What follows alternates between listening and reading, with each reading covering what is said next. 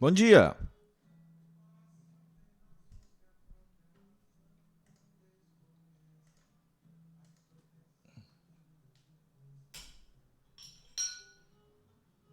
Vou pegar minha água aqui.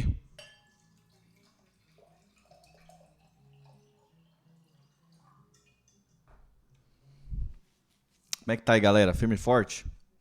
Firme e forte igual um prego na areia?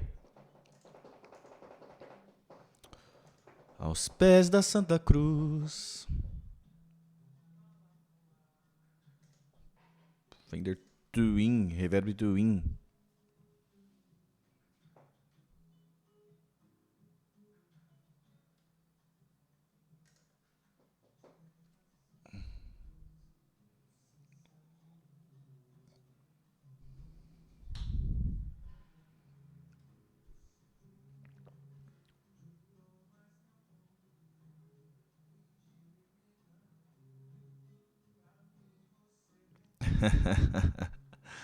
Ai, meu Deus, internet é engraçado.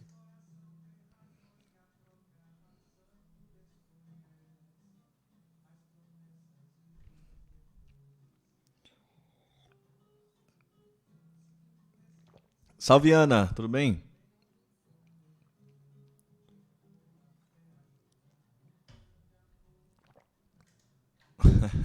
Ai, meu Deus do céu. Tudo bem, Ana? Bom dia.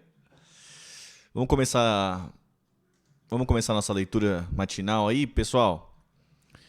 Vamos ler o capítulo 12 do livro da Elsa, uma biografia aí. Quem estiver escutando a gente pelo Spotify, é, siga a gente no YouTube, tá? Chega a gente na Twitch também. A gente faz live todo dia. E se você estiver escutando pelo Spotify, está escutando no futuro aí, muito provavelmente a gente já deve estar lendo outro livro. Beleza? Vamos lá então, capítulo 12. Um filho e a necessidade de recomeçar mais uma vez. Eu sabia que era um menino. A possibilidade de que estivesse grávida de uma menina nem passava pela cabeça de Elsa. Eu nem tinha mais desejo de ter filhos, mas eu tinha a esperança de que um moleque ia mudar a vida do Mané. Sua ilusão era de que um garoto daria uma virada na vida do já desgastado ídolo do futebol brasileiro, seu companheiro de quase 15 anos. Quando pensei nessa possibilidade, mergulhei de cabeça. Sabia que não seria fácil, pois eu tive um problema nas trompas. Eu tinha consciência de que teria de encarar um tratamento para engravidar de novo. Então, procurei os melhores médicos, tomei umas injeções, fiz repouso. Tudo o que eu podia fazer para dar finalmente um filho ao Mané eu fiz, inclusive namorar muito. Diz Elsa com certa malícia. Seria mais um desse descendente a se juntar às 8 filhas que Garrincha já tinha do seu primeiro casamento com Nair? Seria o nono descendente reconhecido até então do grande jogador. A conta era quase a mesma para Elsa, que já havia dado à luz a 6 filhos, 2 mortos ainda na primeira infância, e ainda tinha adotado Sarinha como com Garrincha. 7 filhos no total. Mas não era exatamente o projeto de um herdeiro que seduzia Elsa. O que ela queria é que Garrincha deixasse de beber. Sua nova gravidez era uma espécie de barganha. Desde que voltaram da Itália em dezembro de 71, Elsa estava empenhada em fazer com que Garrincha largasse o álcool, o que, na vida do jogador, foi sempre um adversário a ser driblado. A essa altura, já era um componente inseparável de Garrincha. Com a volta para o Brasil, as esperanças de que ele pudesse mudar se reacenderam no coração de Elsa. Tudo já estava combinado, desde a Itália, com o empresário Abelardo Figueiredo, conhecido, não sem motivo, como o Rei da Noite. Atores, atrizes, cantores e cantoras dos anos 50 e 80 tiveram parte das suas carreiras impulsionadas pelo espetáculo de Abelardo, pelos espetáculos de Abelardo, cujo nome era uma garantia de sucesso, tanto no Rio como em São Paulo. Bom dia, Elcio. Como é que tá aí, mano? Firme e forte? Sua ideia, desde o começo dos anos 70, era chamar Elsa de volta para ser protagonista de uma super apresentação que fazia parte do projeto Brasil Export Show. Era exatamente a oportunidade que ela estava esperando para voltar, já que isso representava alguma segurança financeira. Não tínhamos juntado muita grana na Itália, mas o que trouxemos dava para segurar por um tempo. O dinheiro que recebeu adiantado por esses shows também ajudou. e a expectativa era a de que entrasse mais, já que a estreia no Canecão teve grande sucesso. Mas o tal Export Show não vingou em São Paulo. O espetáculo foi recebido sem entusiasmo, e os planos de uma turnê pelo Brasil, e talvez até um giro pelo mundo, acabaram sendo cancelados. Para garantir a vida boa e os pequenos luxos com os quais ela tinha se acostumado, foi preciso que Elsa se desdobrasse em apresentações. Podia ser uma temporada curta numa boate carioca ou uma breve temporada cantando sambas a bordo de um transatlântico de turismo, o Eugênio C, que ia pelo Atlântico entre o Rio de Janeiro e Acapulco. O que aparecesse, Elsa aceitava. Elsa precisava investir mais na sua carreira como cantora. Eu cheguei gravando Elsa Pé de Passagem, lançado em 72, e logo já estava fazendo shows para promover esse trabalho também. Nunca ganhei dinheiro com discos. Como no passado, eles eram importantes para garantir que pudesse ser convidada para mais shows, e aí, sim, o dinheiro entrava. Era a renda da bilheteria que eu levava para casa todos os dias. E era com seu repertório de sucessos do passado e novos sambas que ela ia pondo dinheiro em casa. Bom dia, SBI. Tudo bem, mano? Elsa voltou com uma necessidade ainda maior de se reafirmar como artista. Eu precisava que as pessoas soubessem quem eu era. Quem era Elsa Soares. E que eu não era simplesmente a mulher do Garrincha. Esse pensamento a acompanhava desde sua partida do Brasil para a Itália. Elsa acreditava que lá a associação da sua imagem ao ídolo do futebol seria um pouco mais neutra. Seu desejo era que o mundo, a Itália e o Brasil, passasse a reconhecê-la não como a mulher à sombra de um grande jogador, mas alguém que era, ao contrário do que todo mundo pensava, a figura mais forte daquela relação. A mulher que protegia, sustentava, reabilitava e que, de certa maneira, dava sentido à vida do atleta adorado por todos. Não foi isso que aconteceu durante a sua viagem. Claro, a idolatria Garrincha, naquele país que também é louco por futebol, ofuscou ainda mais a artista Elsa Soares. Mas de volta ao Brasil, tudo seria diferente, ou pelo menos era nisso que ela acreditava. Elsa mais uma vez renovava sua capacidade infinita de achar que as coisas podiam ser melhores. Mané ficou feliz de voltar. Aqui ele sabia por onde podia andar, em quais matas podia entrar para ver seus passarinhos, onde podia pescar sem se preocupar com nada. Eu tinha certeza que, assim que a gente retornasse ao Brasil, nossa vida iria se transformar. Não teríamos mais aquele isolamento que sentimos na Itália. A gente ia ser mais feliz. E de fato, na lembrança de Elsa, esses primeiros meses no Brasil foram uma espécie de paraíso. A vida com o Mané melhorou porque, se ele estava contente, eu também ficava contente. Claro que não deixei de vigiá-lo nem de acompanhar seus passos de perto. Para mim, era como se fosse um filho, que exigia cuidados constantes. O problema era que ele recebia essa proteção muito mal, não gostava desse meu controle. Ele achava que eu era muito chata, os amigos de copo simplesmente me odiavam. Eu nem ligava, podia falar o que quisessem. Eu não admitia que ele bebesse e eu saía proibindo tudo mesmo. Proibindo botequim, proibindo bebida em casa, tinha dia que eu era o cão. Garrincha, claro, resistia a essa guarda monitorada de Elsa. Continuava escondendo bebida pela casa toda até pelo jardim. Tinha dia que eu achava que aqueles canteiros tinham mais garrafa do que flores. Mas ela se mantinha firme na ideia vã de que só com uma linha dura o afastaria da bebida. Tinha amigo dele que até me xingava. Não fazia diferença para mim. A prioridade da minha vida àquela altura era cuidar dos meus filhos e do Mané. Aquela era minha casa e quem mandava ali era eu. Só que, como a própria Elsa admite, era muito difícil segurar Mané. Na tentativa de reabilitar Garrincha, Elsa pensou grande. Por um breve período, ela foi proprietária de uma casa de shows e fez dela um palco para o seu Mané brilhar. Aquele homem que eu vi jogar futebol, que era uma coisa de louco, que sempre mexeu com os fãs e deixava qualquer sala em que entrasse em choque, eu tinha que fazer alguma coisa. O projeto, no entanto, era mais ambicioso que simplesmente colocar Garrincha e Elsa no palco. Juntos, eles compraram um espaço chamado O Bigode do Meu Tio, em Vila Isabel, para ser a vitrine de um show que seria a grande promessa de renovação. A casa já era um sucesso da noite carioca, misturando boa música com uma carne saborosa, e eles descobriram que o dono a queria vender. O proprietário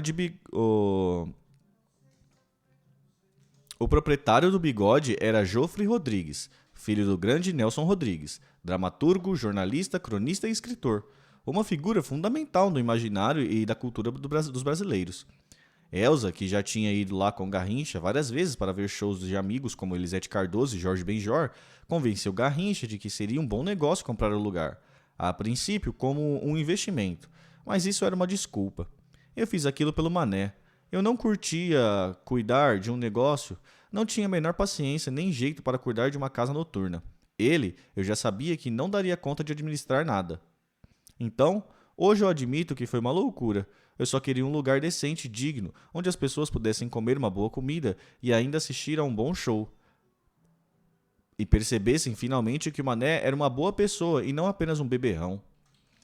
Assim surgiu, em meados de 74, o La Boca, o Bigode rebatizado, e já estreou com um show de nome improvável, mesmo para a época.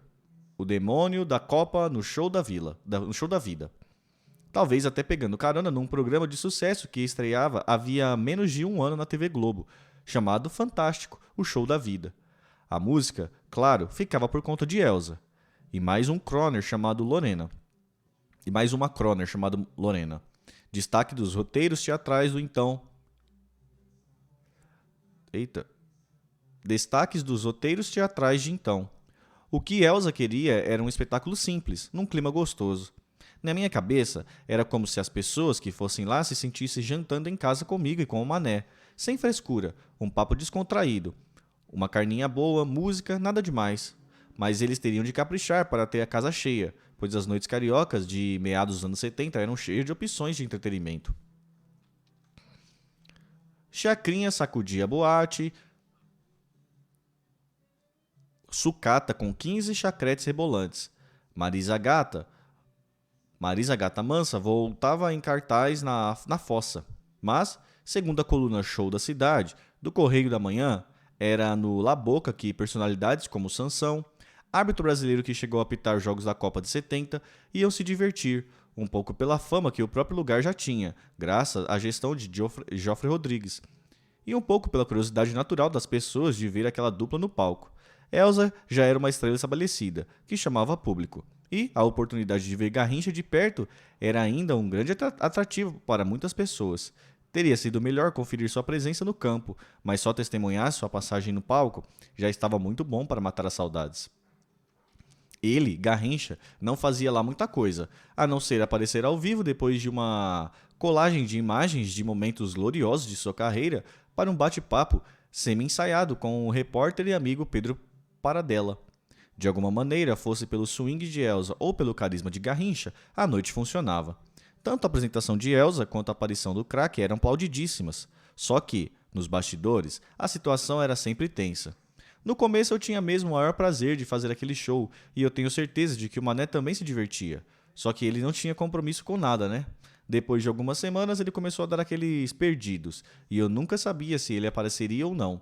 Mané nunca faltou, pelo menos não que eu me lembre, mas era sempre uma emoção saber se ele entraria no palco ou não. Fora o medo de Garrincha estar muito bêbado para se apresentar, ainda tinha a questão da roupa, que ele detestava colocar. De chinelo e bermuda é que eu não ia deixar ele entrar no palco. Lembra a Elsa meio brava. Eu tinha que insistir para ele botar a roupa, que não era nada demais. Uma calça, uma camisa social e um sapato, mas ele odiava aquele uniforme. Era um sacrifício para ele, tadinho. A calça, então, tinha dia que ele jogava longe e dizia que não iria usar.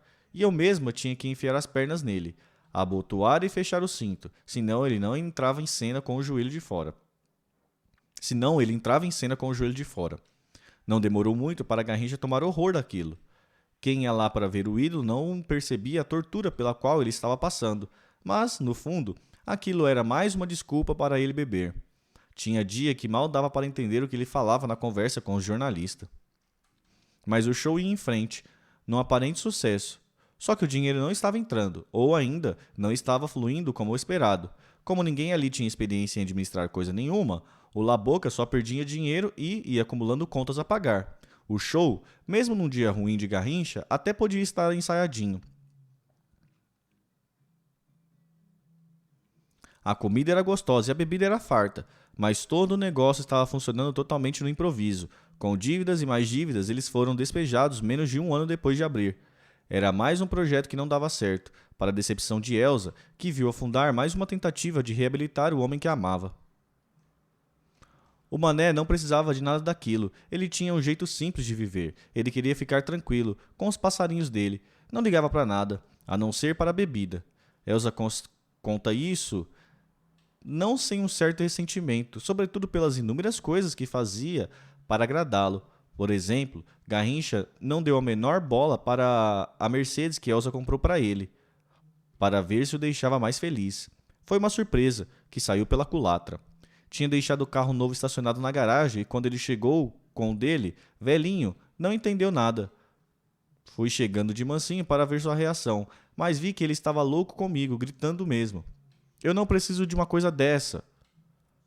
Ela se lembra ainda magoada. Elsa já havia entendido que seu marido era um homem simples. Se não eram os bens materiais que tirariam ele da bebida, o que mais ela poderia fazer? Ela precisava descobrir algo que pudesse driblar aquilo que, tanto tempo depois, ainda estava pesando sobre o casal. Uma nuvem escandalosa que pairava sobre Elsa e Garrincha. A maldição daqueles primeiros anos, antes da Itália, parecia que não era mais tão pesada, mas os resquícios dela ainda eram fortes e Elsa sentia isso de muito perto. Sentia, sim, um pouco de preconceito em certas rodas, os puritanos. É como ela chama até hoje as pessoas que a acusavam moralmente de ter destruído a primeira família de Garrincha.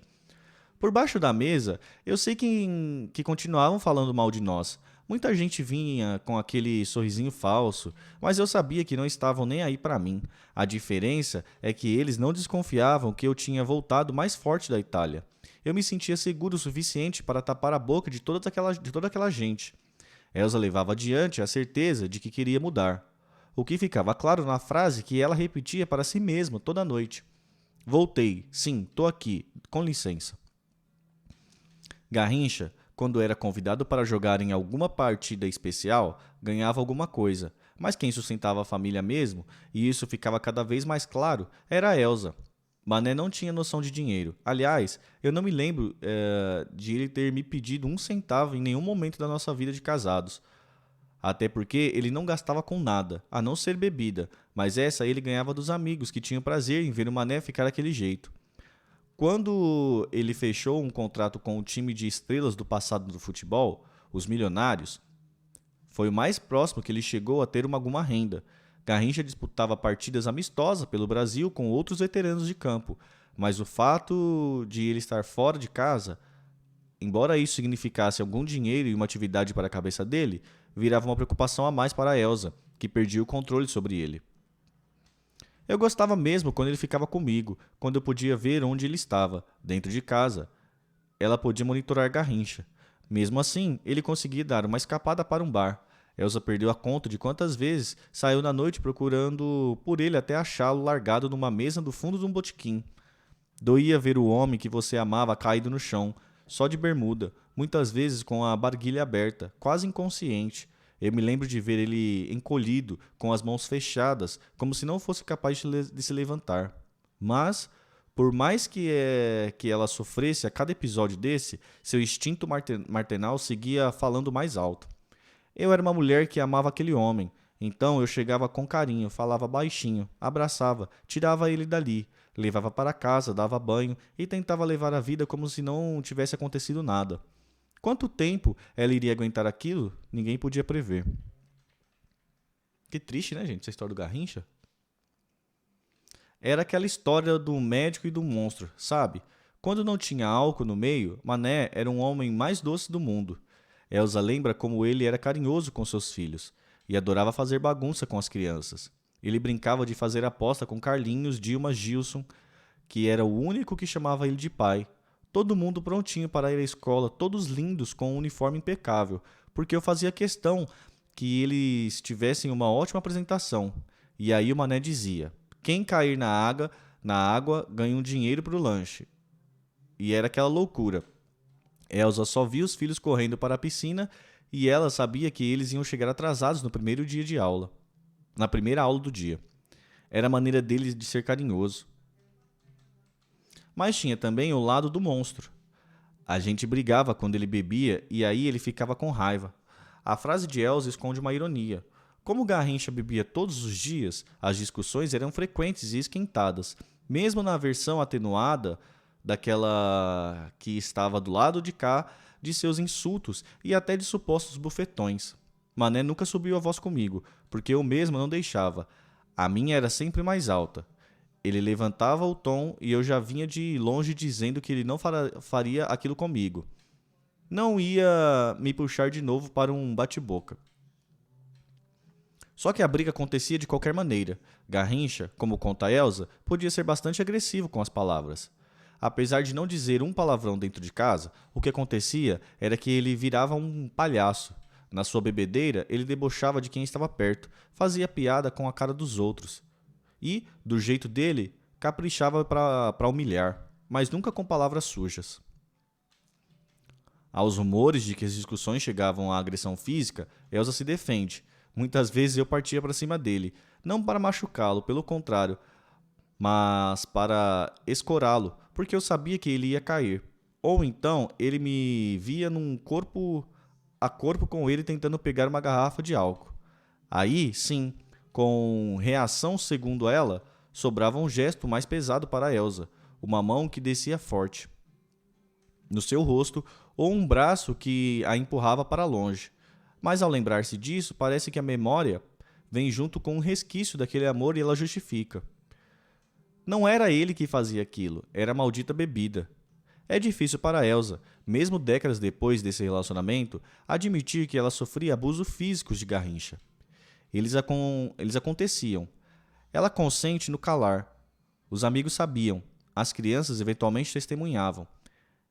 Era estranho ver como Elsa, uma mulher tão forte, ainda se submetia a isso.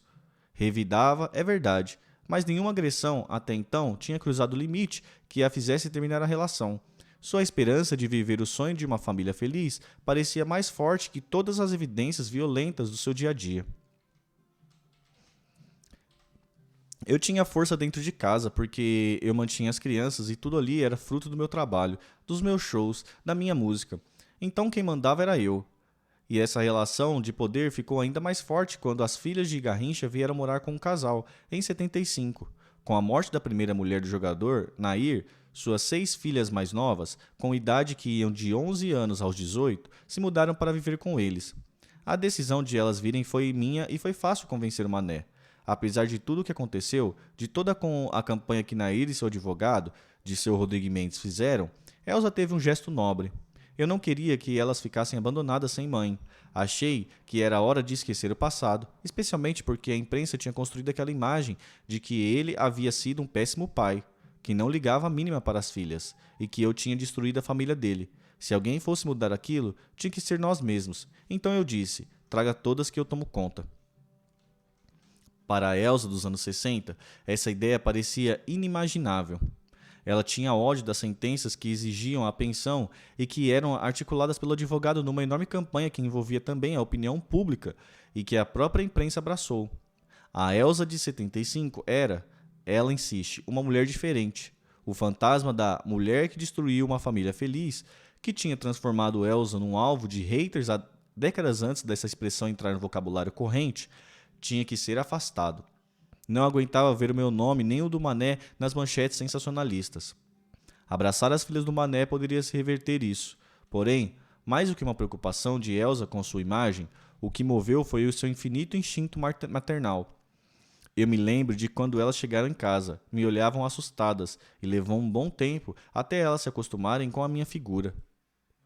Elas tinham, naturalmente, medo daquela mulher, que a imprensa, o doutor Disseu e eventualmente a própria mãe pintava como uma megera. Elsa tinha que tomar cuidado para que elas não a vissem como uma madrasta vingativa e trabalhou rápido para que essa imagem nem tivesse tempo de se fixar na imaginação das meninas. E como ela conquistou suas enteadas, com carinho e uma pitada de sedução e autoestima. Elas chegaram muito maltratadas. Apesar do dinheiro que a justiça fez Garrincha dar à mãe delas, dinheiro que saía muitas vezes da renda da própria Elsa, a vida que elas tinham era muito simples, inclusive na aparência. Eu cuidei do visual daquelas meninas, Comprava roupas, levava elas no cabeleireiro, eu mesma pintava o rosto delas, ensinava truques de maquiagem, queria que elas se sentissem bonitas. Chegava até a fazer concurso de beleza, com desfiles e tudo. Colocava biquíni nelas, pedia para elas desfilarem para mim. E, durante um bom tempo, Elsa cuidou também da educação das meninas, como fazia com seus filhos. Ela supervisionava de perto as aulas e o rendimento das meninas, das filhas de Garrincha na escola. O dinheiro era meu e eu que decidia como iria gastá-lo. E eu resolvi gastar com elas. Explica a Elsa, que conclui triunfante. No fim, eu conquistei as meninas, uma por uma. Na mesma medida em que Garrincha era desorganizado, ou digamos, desconectado da questão do dinheiro, Elsa sabia exatamente quanto entrava em cada show que fazia. Eu cuidava de mim. O show acabava e eu ia até a bilheteria conferir quanto tinha arrecadado. Elsa não tinha um único empresário, pelo menos não num esquema mais profissional, coisa que ela só conquistaria décadas mais tarde. Cada show era uma pessoa diferente que resolvia a questão da grana comigo. Eu contava nota por nota, ali mesmo no caixa, guardava todo no envelope, colocava dentro da bolsa e ia para casa feliz. Temos imagem, gente. Ai, peraí.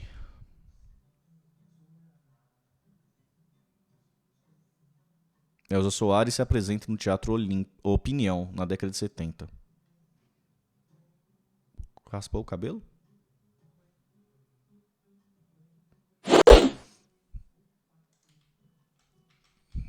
Nas várias casas que Elsa e Garrincha moraram nesse período, a lotação chegou perto das 20 pessoas. Parentes, amigos e às vezes até amigos de amigos podiam passar longas temporadas com o casal. E eram tratados como realeza. Eu gostava mesmo de ter todo mundo em volta, admite ela, mais uma vez evocando seu lado mãe. Não apenas dos filhos e do marido, mas de todo mundo que ela resolvesse trazer para seu círculo íntimo. E Elsa fazia questão de viver bem. Eu botei mordomo para o mané, motorista para as crianças, a geladeira estava sempre cheia, almoço e jantar eram sagrados, com todo mundo sentado em volta da mesa, brinca Elsa, numa referência velada a um passado quando, lá nos anos 50, ela não tinha nem certeza de que ia ter o que dar para os seus filhos comerem no dia seguinte. E todo mundo que trabalhava lá tinha de chamar ele de seu Garrincha. Não queria intimidade. Eu mesma não fazia questão de ser tratada de Dona Elsa, mas ele tinha que ser seu Garrincha. Foi nesse clima de relativa prosperidade que surgiu, então, a ideia de dar um filho para Garrincha, que era, como ela não esconde, uma estratégia maior para fazê-lo parar de beber. Ele já havia tentado de tudo. Ela já havia tentado de tudo. Até a famosa promessa de se apresentar com a cabeça raspada, que, obviamente, não teve resultado algum. Não fez com que ele largasse o copo. Todo o mundo ficou chocado com a minha careca, mas eu não fiz com essa intenção. A de provocar os outros, de criar uma polêmica.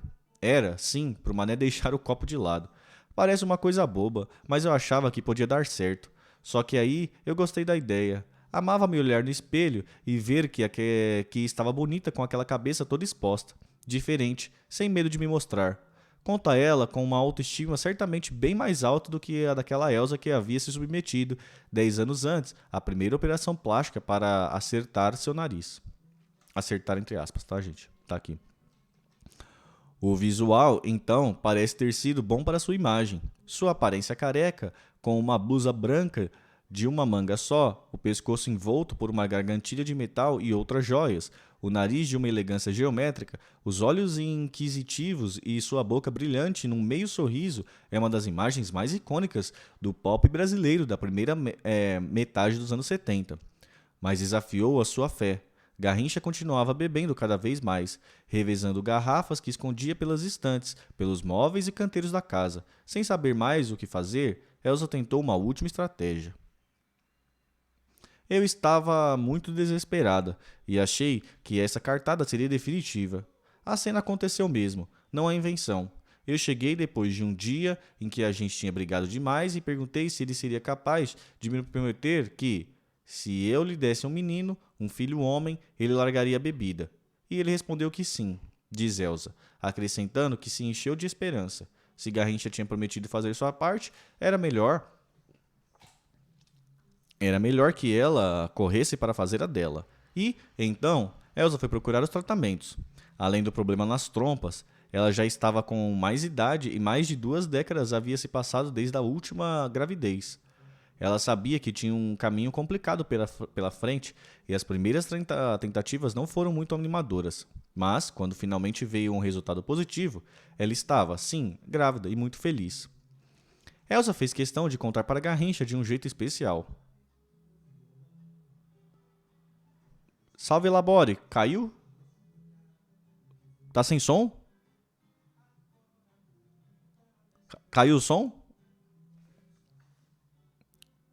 Caiu o som, gente?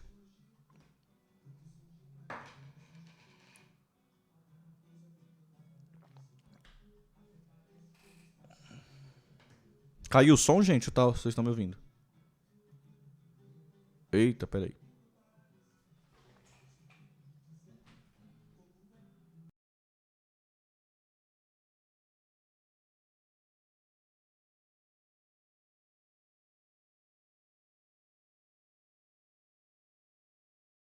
Voltou, gente? Salve, Henrique. Tá tudo ok, beleza.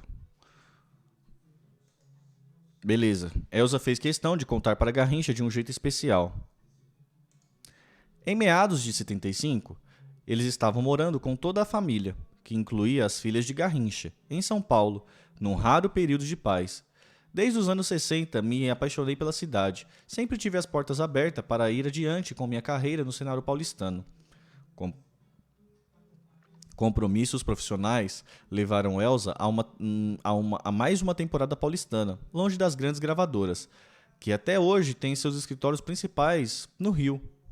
Não que ela estivesse muito preocupada com essa distância. Seu contrato com a Odeon havia terminado recentemente.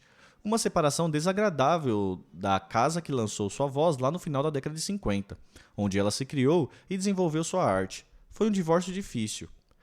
Gravadora e artista já não se entendiam mais com relação a repertórios. As vendas de seus últimos lançamentos não iam bem, e Elsa se sentia ainda mais desprestigiada do que naquele tempo em que estava começando a cantar e tinha que brigar para ganhar seu espaço como uma única cantora negra de sucesso no elenco da Odeon. Ter um contrato com a gravadora, naquela altura, ainda era algo importante, ao menos para garantir uma agenda de shows.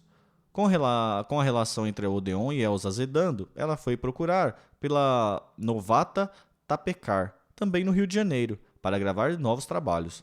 O primeiro saiu em 74, com o nome simples de Elsa Soares, o mesmo título do disco anterior, sua despedida da antiga gravadora. A despedida da casa que a acolheu por tantos anos foi amenizada. A Tapecar estava entusiasmada com Elsa e, logo depois desse lançamento, já a chamou para um projeto ainda mais ambicioso, que a conectaria de volta com o gênero que a consagrou.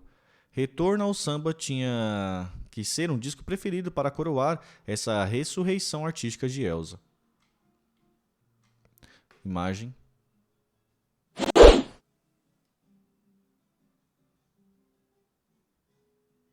Elsa Soares em 77.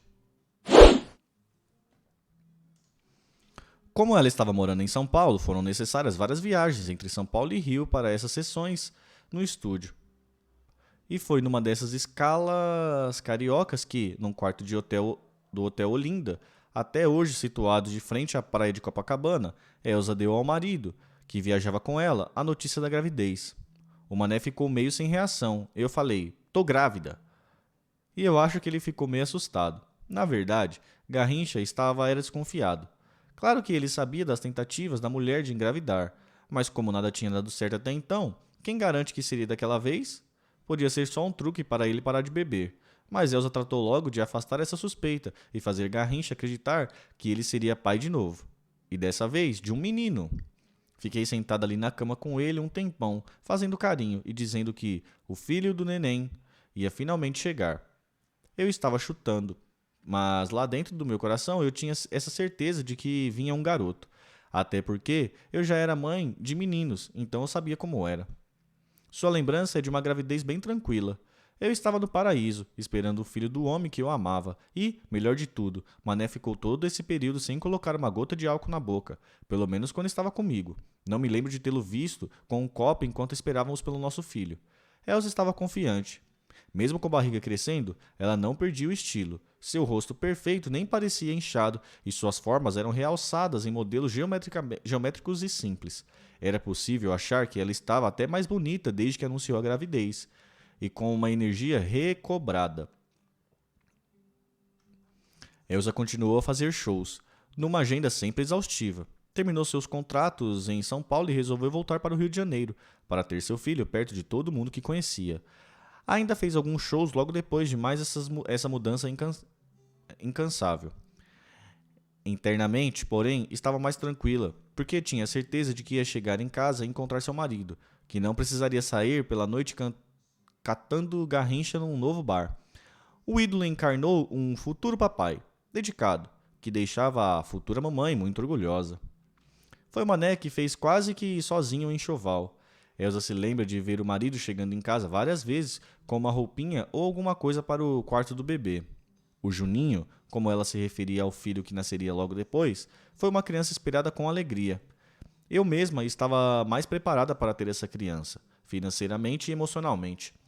A lembrança remete ao contraste das condições em que nasceram seus outros filhos, na mais completa miséria, sem saber se as condições básicas para criá-los seriam alcançadas, o que nem sempre aconteceu, mas com o Juninho seria diferente. Não só Garrincha estava envolvidíssimo na gravidez, como os outros filhos de Elsa, já mais velhos, participavam dessa expectativa. Para o Carlinhos era como se fosse ele que estivesse recebendo um filho seu, e a Dilma, meu Deus, eu nunca vi aquela menina tão animada. E foi nesse clima de total alegria que Juninho chegou no dia 9 de julho de 76. A cesariana foi sem sustos, apesar do tamanho do bebê. Ele nasceu forte e imenso, um molecão bem grande, com quase 6 quilos. Tá peste, quase 6 quilos. Meu Deus! Caramba! Chegou bem chegado com 9 meses completos. Quando a gente lembra que Elsa não é uma mulher grande, as proporções de Juninho ficam ainda mais impressionantes. As lembranças desse nascimento são recheadas de alegria. Ela ainda meio baqueada da sala de parto recebendo o filho no colo. A incrível semelhança dele com o pai. O instinto maternal de Elsa nas alturas. As roupinhas que estavam separadas para os primeiros dias do bebê. Tudo parecia um sonho. Até o momento em que Garrincha chegou ao hospital. Ele não estava presente quando o parto aconteceu, mas assim que soube do nascimento, depois de tomar um porre, ele correu para a maternidade e chegou tropeçando até a porta do quarto em que Elsa descansava. Quando ela viu Garrincha entrando, sua alegria desmoronou. A reação dele, quando soube que finalmente era pai de um menino, tomou um pileque. Conta uma Elsa até hoje indignada. Chamou seus amigos de copa e encheu a cara. Me contaram que ele tinha até esquecido de ver o filho, de tanta cachaça. Mas no final, ele chegou lá, parou na porta, me olhou com aqueles olhos encharcados e eu pensei na mesma hora. Ele quebrou a promessa. Ela entrou em pânico. Neném, eu disse, eu não estou acreditando. Olha o seu estado. Eu nem sei como você chegou até aqui. Mas ele nem me ouvia. Tudo o que ele conseguia me dizer era que estava feliz. Eu sei como você está se sentindo, eu respondia. O problema era que ele estava excessivamente alegre, tanto que encheu a cara naquela tarde. E não parou mais de beber. O que mais deixou Elsa passada foi ela ter percebido que ele não sentia a menor culpa pelo que tinha feito. Foi uma decepção muito grande, que só foi um pouco atenuada pela cena do primeiro encontro entre pai e filho. Eu pedi para as enfermeiras trazerem o bebê de novo e, quando Juninho chegou no quarto, todo embrulhadinho nas mantas, e veio para o meu colo, eu olhei bem no rosto do Mané e vi uma expressão que não me esqueço até hoje. Era o retrato de um amor muito grande. Ele ficou completamente louco com o menino e queria pegá-lo de qualquer maneira, bêbado daquele jeito. Eu tentei ser firme e não deixei o Juninho ir para os braços dele, porque eu tinha medo de que, no estado em que ele estava, o bebê pudesse cair no chão. Mas no fim, eu vi que não podia tirar dele a alegria desse momento. Entreguei o Juninho a ele, mas por dentro, em silêncio, eu rezava. Deus, por favor, escora esse homem, porque, se ele cair com o meu filho, eu não sei o que eu vou fazer. Era ao mesmo tempo uma cena emocionante e apavorante. Durante cada minuto que Garrincha ficou com o bebê, Elsa viveu o suspense de não ter certeza de que a criança voltaria para os seus braços inteira. Mas o retrato que ficou era de ternura entre pai e filho. Eu nunca tinha visto Mané numa relação de carinho com alguém como a que naquele momento, mesmo com suas filhas. Informalmente, o Brasil batizou o menino de Garrinchinha, apelido que vinha não só do pai, como de seu registro em cartório. Desde que engravidei, apostando que seria um menino, queria botar o nome dele, o nome Garrincha nele.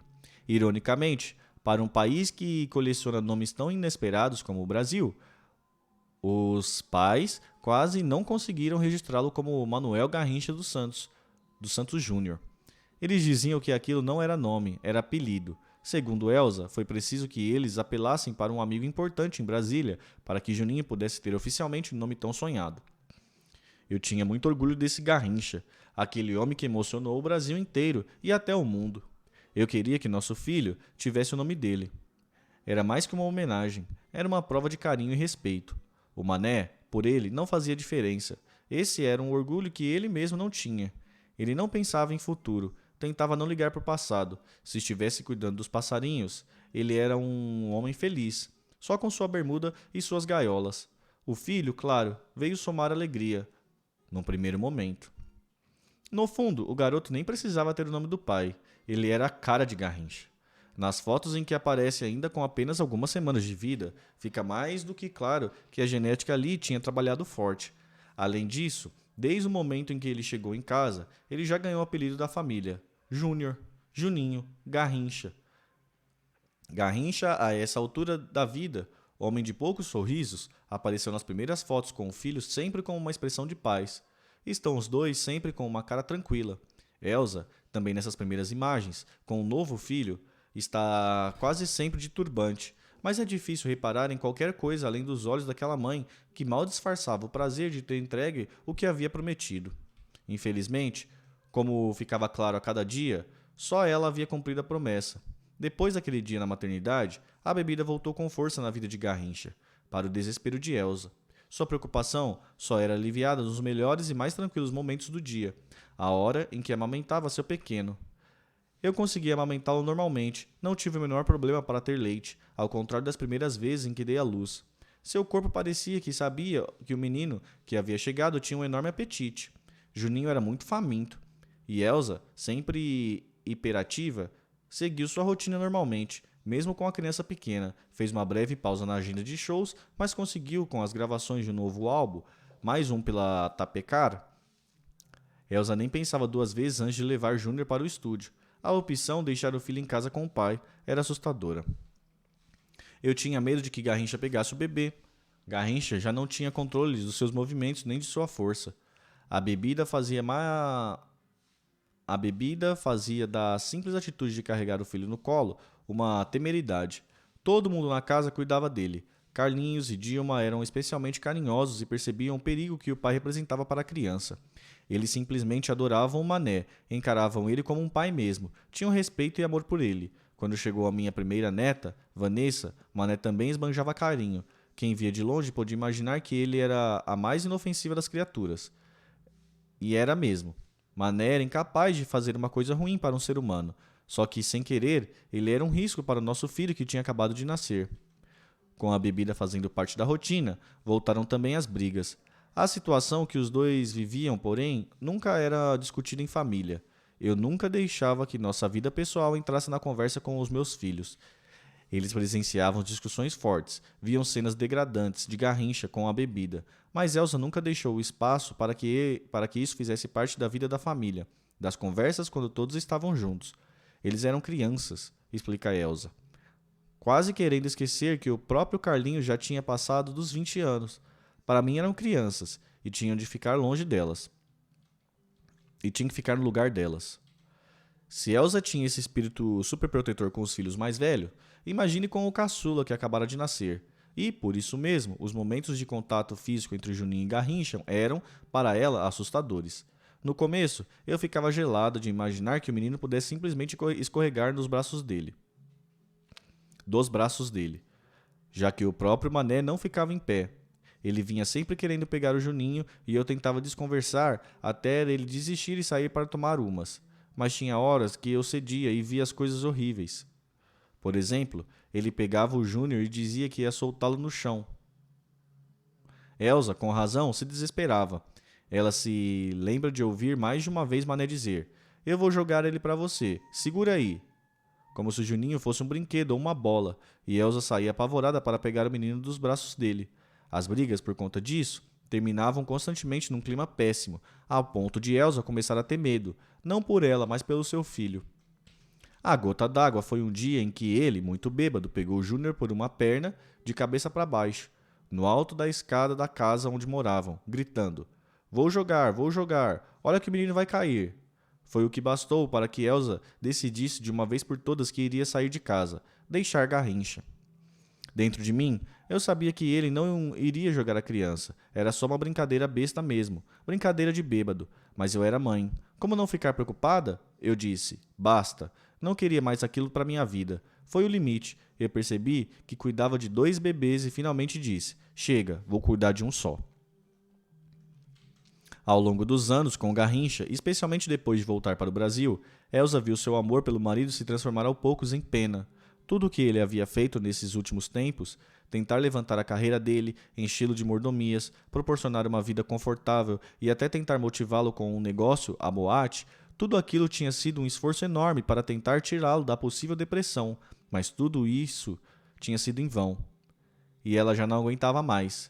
Venceu o instinto de sobrevivência, que sempre foi a coisa mais forte que Elsa trouxe dentro de si. Fiz a mala e fui embora. Olhei bem na cara do Mané e disse: pode ficar aí, levando a sua vida. Eu vou cuidar da minha, dos meus filhos. Recordo ainda com emoção. Naquela despedida, nem dó dele eu tinha mais. O amor já tinha ido embora fazia tempo. Eu fui cansando e chegou uma hora em que eu apenas desisti. Como em quase todas as mudanças de sua vida, Elsa foi em frente e não olhou para trás. Levei o Júnior para um apartamento em Copacabana, ali no número 200, na rua Barata Ribeiro. Os outros filhos vieram logo em seguida. No primeiro momento, eles nem sabiam que eu tinha tomado essa decisão. Era como se eu estivesse saído por uns dias para fazer um show. Mas eu já tinha decidido pela mudança. Aluguei um espaço ruim, num lugar horroroso. Abandonei a mansão em que morávamos, em Jacarepaguá. Mas eu não estava nem um pouco arrependida. Eu estava me sentindo aliviada. Pelo menos por enquanto. Elsa respirava tranquila, ou, como ela prefere pontuar, eu me sentia acordada. Mané não podia imaginar que eu iria largar ele, que ele não teria mais aquela mulher para cuidar dele. Foi um susto muito grande e eu sabia que ele tinha ficado muito mal. Só que eu tinha certeza de que tinha feito a coisa certa e que eu não poderia voltar atrás. Eu também estava ciente de que isso teria um preço. A sociedade àquela altura já havia mais ou menos aceitado nós dois como casal, ou pelo menos não dava mais tanta importância para a nossa história. Eu estava desfazendo aquela coisa bonita que me esforcei tanto para construir. A família dos meus sonhos, o homem que eu amava. Mas eu tinha que pensar em mim, se eu quisesse dar o melhor para os meus filhos. A perspectiva de um futuro decadente ao lado de Garrincha a assustava mais do que tudo. Eu ficava imaginando como seria meus dias dali para frente. Uma figura triste, de chinelo de dedos, sem ter nada. Tudo o que eu tinha conquistado, eu acabaria perdendo. Já pensou que coisa horrível? Eu passar o resto da minha vida catando sobras de comida para mim e para os meus filhos? Nananina não. Terminar o casamento com Garrincha foi provavelmente o gesto mais corajoso que Elsa tinha feito na vida até então. Eu era, enfim, Elsa Soares. Sabia o papel que eu tinha e o que aquilo representava. Eu era uma mulher que tinha construído tudo aquilo com muito custo, e tudo o que eu não queria ver era a minha vida sendo destruída. A autodestruição do Mané passou a ser um obstáculo. Não existia amor que pagasse aquilo que a gente estava vivendo. Foi então que Elsa descobriu o espelho. Sozinha com meu filho, num banheiro úmido de um apartamento apertado na Barata Ribeiro, eu olhei para o espelho e disse: eu tô viva. Era isso que eu precisava ouvir de mim mesma, que eu existia, que eu podia me perguntar o que eu queria fazer da minha vida. Desde então, esse é um exercício que ela nunca deixou de fazer. Ela brinca. Ou vai ver até que é sério, que dorme com um pequeno espelho na sua mesa de cabeceira, porque a qualquer momento ela pode acordar e ter de se questionar: Elsa, o que você está fazendo de você, mulher? Naquele fim dos anos 70, Elsa achou que tinha a resposta, mas novas perguntas, cada vez mais difíceis, não parariam de aparecer. e o espelho onde ela se encontrou partiu-se em inúmeros pedaços. Imagens.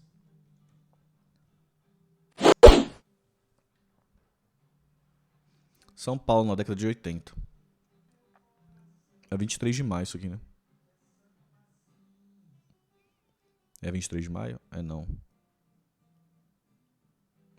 É a Paulista? Não, não tem viaduto na Paulista. Acho que é 23 de maio mesmo. Caramba, diferente. Olha como é que é 23 é diferente. Eu acho que é 23 aqui. Isso aí, galera. Terminamos aqui. Terminamos mais um capítulo. Estão gostando, gente, da leitura desse livro? Vai até que capítulo? Acho que vai até o 15. Tá acabando esse livro. O que vocês estão achando da leitura? Vamos jogar o termo agora?